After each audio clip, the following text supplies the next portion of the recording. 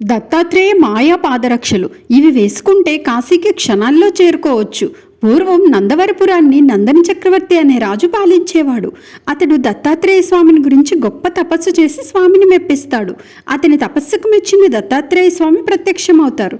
అప్పుడు రాజు, స్వామి, నేను ప్రతిరోజు కాశీలో గంగా స్నానం చేసి విశాలాక్షి అమ్మవారిని పూజించాలని కోరుకుంటున్నాను. కానీ ఇక్కడ నా రాజ్యం వదిలి వెళ్ళలేను.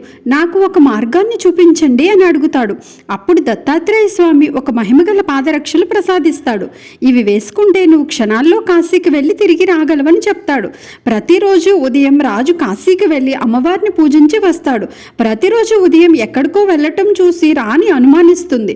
రాజును అడుగుతుంది. అప్పుడు రాజు విషయం చెప్తే ఆమె కూడా వస్తాను అంటుంది. ఇద్దరూ కాశీకి వెళ్ళి అమ్మవారికి పూజ చేసి తిరిగి వస్తుంటే దారిలో నెలసరి వచ్చి రాణి మైలపడటంతో మహిమగల పాదరక్షలు పనిచేయవు. దానితో వారు కాశీ అడవుల్లో చిక్కుకుపోతారు.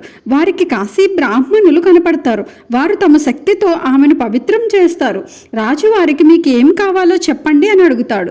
వారు మీరు క్షేమంగా వెళ్ళండి, అవసరం వచ్చినప్పుడు అడుగుతామని చెప్తారు. కొంతకాలానికి కాశీలో కరువు వస్తుంది. బ్రాహ్మణులు నందవరపురం రాజు దగ్గరికి వస్తారు. మీరు మాకు మాట ఇచ్చారు కదా, సహాయం చేయండి అని అడుగుతారు. మీరు ఎవరు, నేను మీకు మాట ఇచ్చినట్టు సాక్ష్యం ఏంటి అని అడుగుతాడు రాజు. అప్పుడు బ్రాహ్మణులు వారి మహిమాశక్తిని ఉపయోగించి స్వరంగ మార్గం ద్వారా కాశీ విశాలాక్షి అమ్మవారిని తీసుకువచ్చి సాక్ష్యం చెప్పిస్తారు. రాజు అమ్మవారి పాదాలపై పడి, అమ్మా నన్ను క్షమించు, నిన్ను కాశీ నుండి ఇక్కడికి రప్పించాలని అలా చెప్పాను. మా రాజ్యంలో ప్రజలందరూ నిన్ను సేవించుకుంటారు. నువ్వు ఇక్కడే కొలువై ఉండాలి. బ్రాహ్మణులకు ఇచ్చిన మాట నేను నిలబెట్టుకుంటాను అని చెప్తాడు.